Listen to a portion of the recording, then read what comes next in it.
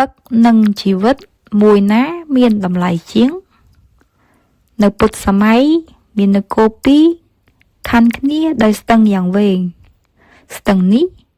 បានក្លាយទៅជាព្រំប្រទល់ដែលប្រជាជនបានប្រើប្រាស់ទឹកស្ទឹងជាសមូហភាពក្នុងជីវភាពរស់នៅប្រចាំថ្ងៃក៏ដូចជាដើម្បីធ្វើកសិកម្មផងដែរនៅឆ្នាំមួយរដូវប្រាំងអូសបន្លាយពេលយ៉ាងយូរភ្លៀងក៏មិនសូវធ្លាក់រហូតបង្កជាគ្រោះរាំងស្ងួតដ៏អាក្រក់ទឹកស្ទឹងចេះតែរីងទៅខះទៅរហូតទាល់តែប្រជាជននៃនគរទាំងពីរមានសេចក្តីបារម្ភជាខ្លាំងគេនាំគ្នាគណនាបរិមាណទឹកដែលនៅសល់រួចធៀបនឹងតម្រូវការជាក់ស្ដែងនគរនីមួយៗសុទ្ធតែដឹងថាទឹកនៅសល់តិចណាស់បើបន្តប្រើប្រាស់ចែកគ្នាបែបនេះប្រកបជាមិនគ្រប់គ្រាន់នោះទេគំនិតមិនល្អក៏កើតមានឡើងប្រជាជនទាំងសងខាងសុទ្ធតែចង់បានស្ទឹងនេះមកធ្វើជាកម្មសិទ្ធិផ្ទាល់ខ្លួនមិនចង់ចែករំលែកឲ្យជនជាតិដទៃឡើយមិនយូរប៉ុន្មានចំនួនរវាងប្រជាជននៃប្រទេសទាំងពីរក៏កើតឡើងហើយរីករាលដាល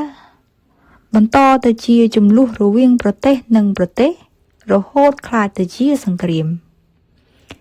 ថ្ងៃធ្វើសង្គ្រាមបានមកដល់ម្ខាងស្ទឹងម្នាក់មានទ័ពជាច្រើនម៉ឺននាក់ត្រៀមចាំប្រយុទ្ធដើម្បីដណ្ដើមទឹកគ្នាដោយមេត្តាករុណាឥតព្រំដែនព្រះពុទ្ធបានយាងទៅក្នុងសមរភូមិព្រះអង្គបានណែនាំឲ្យស្ដេចទាំងសងខាង